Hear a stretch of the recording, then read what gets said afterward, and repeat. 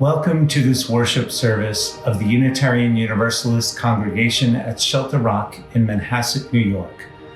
I'm Brian Mullers, a member of the congregation and a worship associate. Ours is a congregation of people with different theological beliefs, but shared values. Foremost among them, respect for the inherent worth and dignity of every person. Within the framework of our shared values, we covenant to respect each other's beliefs and spiritual practices. Each Sunday, we take a little time to consider together a theme or topic that connects us to our values so that we can live into them more fully and with deeper spiritual insight. In today's service, we consider together the meaning of democracy. Our special guest is Reverend Anthony Mtuaswa Johnson. Reverend Johnson is an ordained Unitarian Universalist minister, speaker, writer, poet, producer, soldier, teacher, mentor, and elder.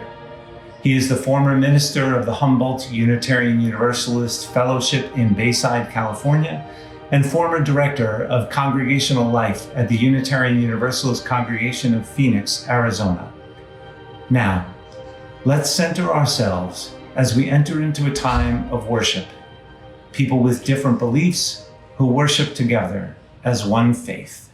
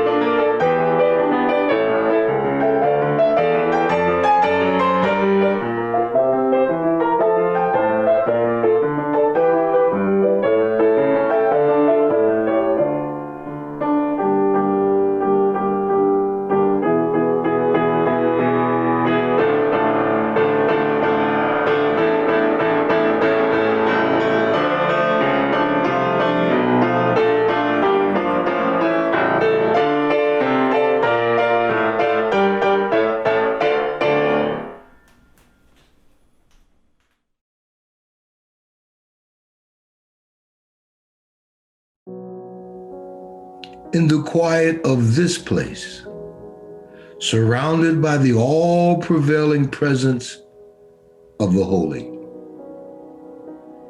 my heart whispers, keep fresh before me my moments of high resolve, that in good times or tempest, I may not forget that to which my life is committed. Keep fresh before me my moments of my high resolve. Each Sunday, we light the chalice of our religious heritage. We do this for our ancestors, who taught us through their various religious traditions and by their actions for justice and hope. We do this for our children, who are learning the traditions we teach and who learn more from our actions than our words. We do this for ourselves, to remind us of who we are and who we seek to become. This flame symbolizes the light of truth, the warmth of community, and the fire of commitment.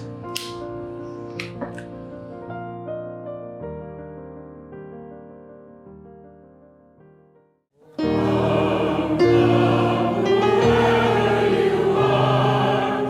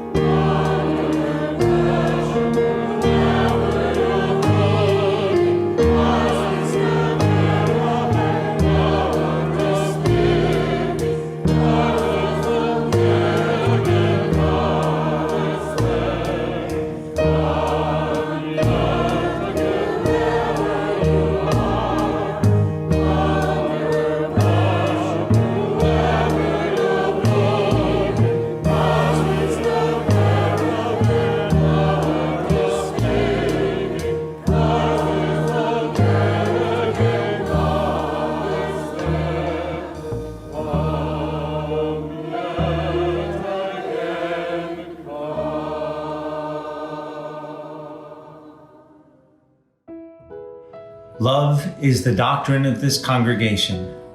The quest of truth is its sacrament, and service is its prayer.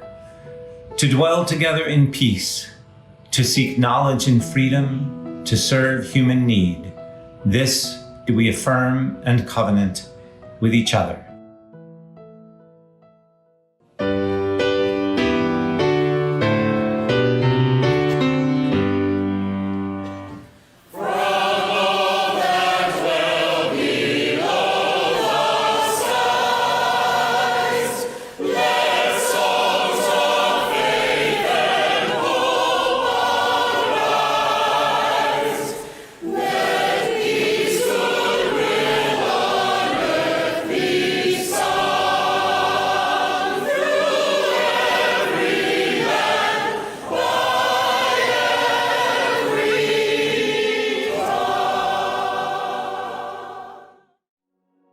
As Unitarian Universalists, the second principle we covenant to affirm calls us to promote justice, equity, and compassion in human relations.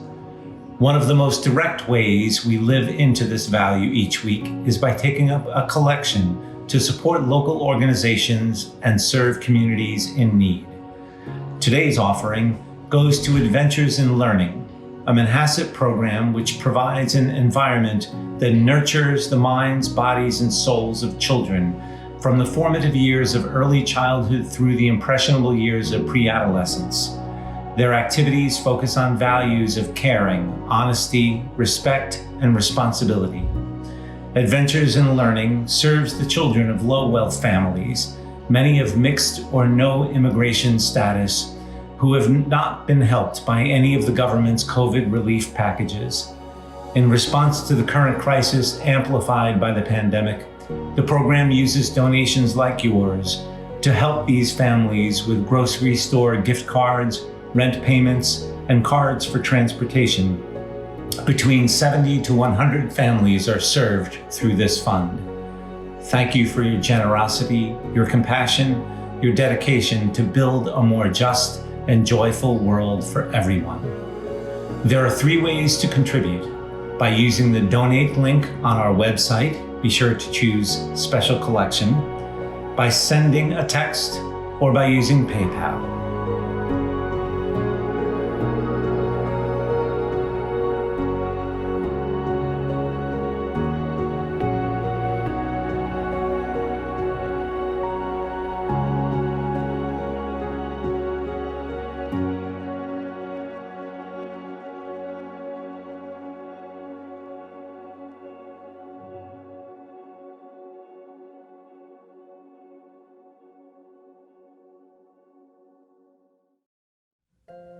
Are words from the great W.E.B. Du Bois.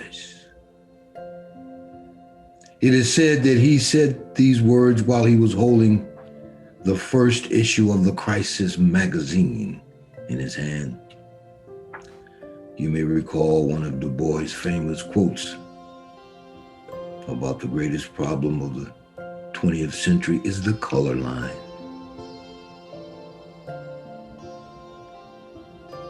But today, we chose the following Du Bois quote. Now is the accepted time. Not tomorrow. Not some more convenient season. It is today that our best work can be done, and not some future day or future year. Now is the accepted time, not tomorrow.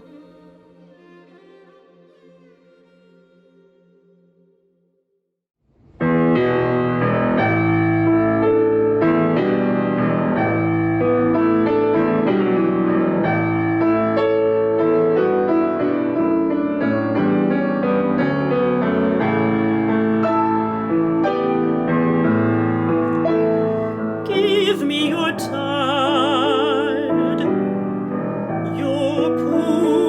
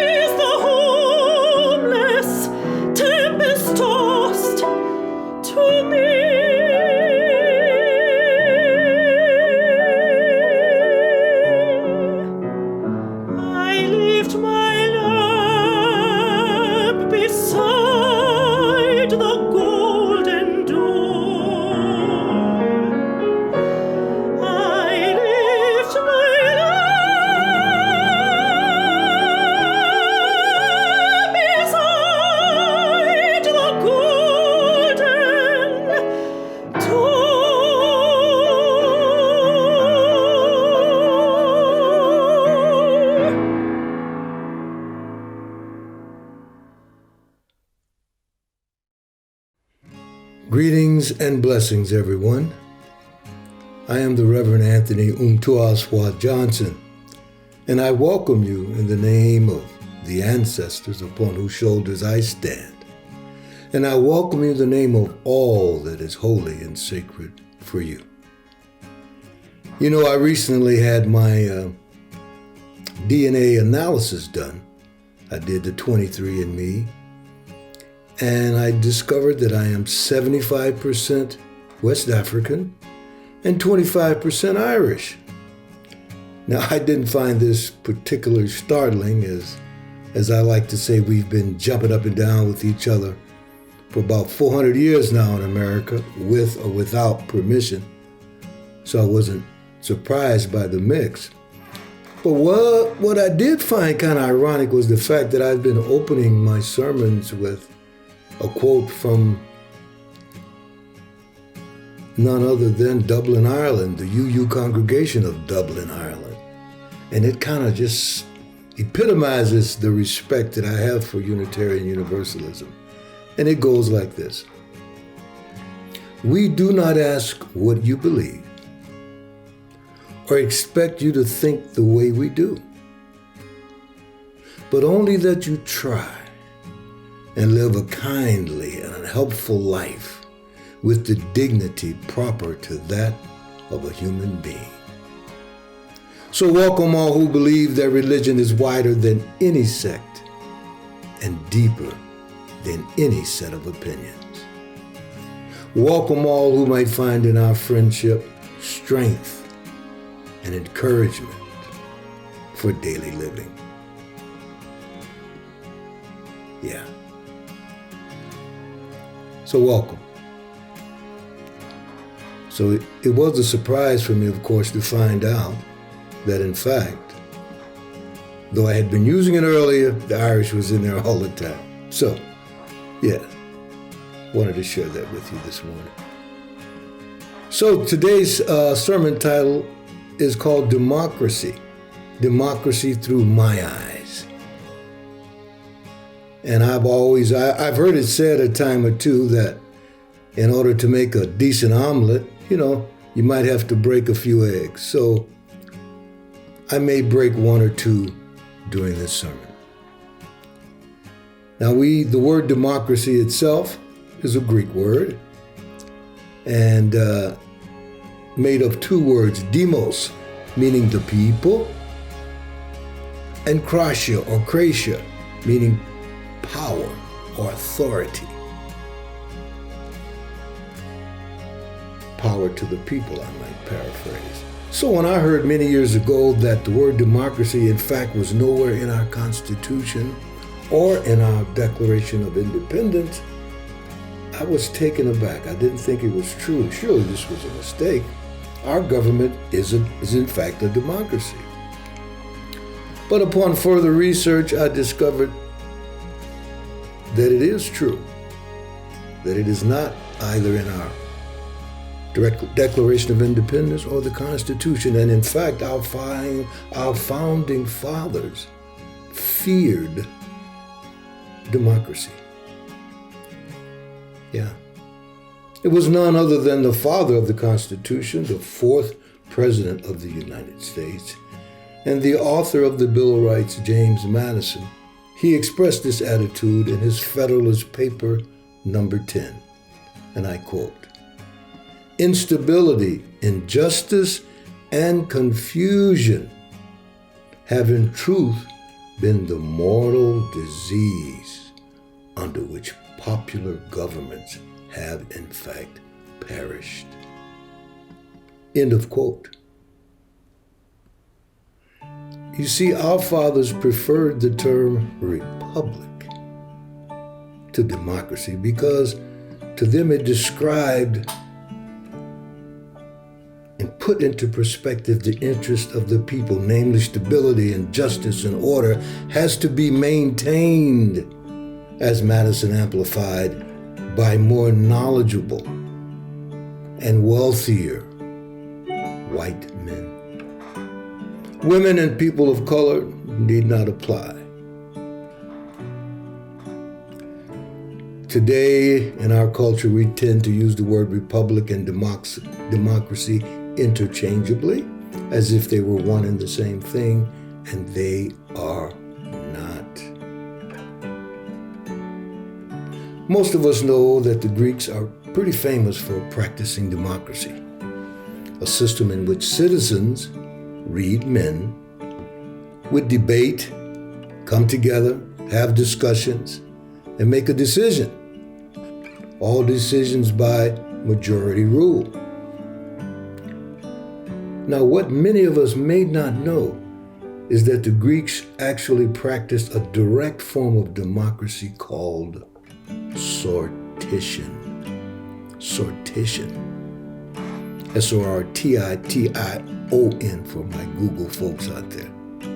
Sortition, that is random selection. Yes, by random selection. This was how the Greeks populated their courts, their legislation drafting bodies, and most of their bureaucracies. I found that fascinating. Now, today we would need to take that and attenuate it a little bit, shall we say, change that little democratic style of Athens, updating it for our world where slavery is in fact forbidden and gender equality and equity is paramount. So we would have to update it for sure. We would harness the skills, the capacities, the network technologies of the modern era. This then would be what I call democracy 2.0. Here we go. Add a little ordinary people spice to this omelet. Yeah, exact ingredients to be determined. Like most good cooks, we would taste as we go. Yes, yes. Exact ingredients to be worked out. I say the time for a new democracy has arrived. I am calling for the end of politicians. It is time for sortition, the selection of ordinary people like you, like me, like your neighbor, like your cousin, your uncle, your sister. Ordinary people to govern themselves. Oops, I think I just heard another egg crack. The most common criticism of sortition, of course, is that there's no way anybody could be elected, anybody could have the power to make laws, to make policies. Unlike the system we have now, right, which weeds out so we only get, shall we say, qualified. Qualified candidates, yes? Yeah. Can I get a witness? Folks say, just the vast majority of people just don't have the bandwidth, the skills, or the intelligence to comprehend and amend laws. Well, I offer that there is a wealth of recent evidence to the contrary. Yes, to the contrary. The research shows that ordinary people can do and make decisions. Wonderful, heartfelt. Hey, we do it every day. Sortition, you've heard about it. Try jury duty. It is by random selection that we pick 12 individuals to decide maybe even the life and death of a fellow citizen. Yeah, so take a deep breath with me and just imagine what it would be like. No more need to please financial donors. And how involved would all people, young people, how involved would you be in a system where you may get called to participate tomorrow? Yeah. No more endless commercials. What polls? No need to keep our eye on the polls. And no more hunting for that perfect sound bite. And those powerful vested interests could no longer threaten to withdraw their funding. No funding necessary. Imagine, just imagine with me for a moment. Now, our new representatives, chosen randomly, would still be accountable, would still have to explain and justify their motivations and reasoning to the media. There would still be attorneys, lawyers employed to flesh out the precise details of the law, but they would work for you, and they would work for me. So all my lawyer friends, relax. We will still need you. So I believe this new democracy is not only possible, it is an urgent necessity. We must think and act out of the box, even at the risk of breaking a few eggs. Though our politics is broken, I do believe it can be fixed.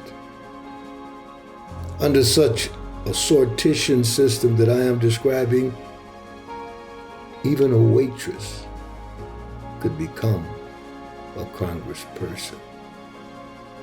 Shout out to AOC and all those others who are stepping up to change the literal face of those who govern.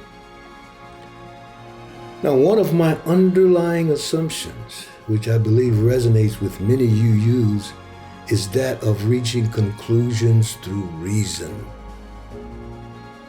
Reason rather than force or backroom deal making, yeah? No coercion. Instead of coercion, how about moral reasoning? As we honor our fifth principle, quote, the right of conscience and the use of the democratic process within our congregations and in our society at large, end of quote. So democracy for me, through my eyes, remains a dream deferred. And today, as it plays out in front of our very eyes, every evening, every day, seemingly every moment, this dream deferred has turned into a nightmare. And it is exploding before our eyes. So I offer the words of James Baldwin.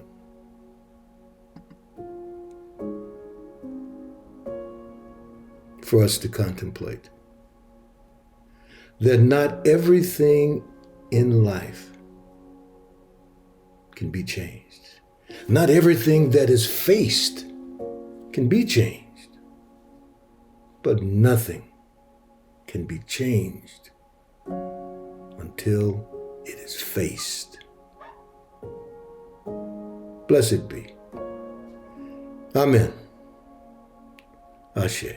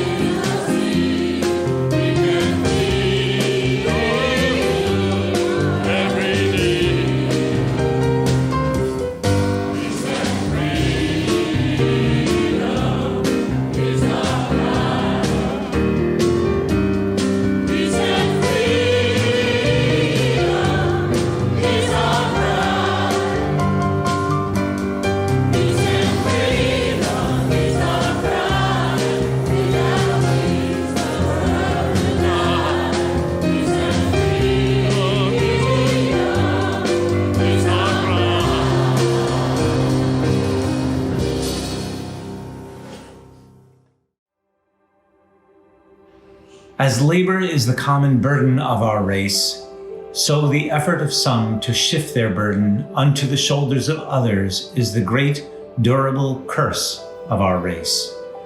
As I should not be a slave, so I would not be a master. This expresses my idea of democracy. Whatever differs from this is no democracy.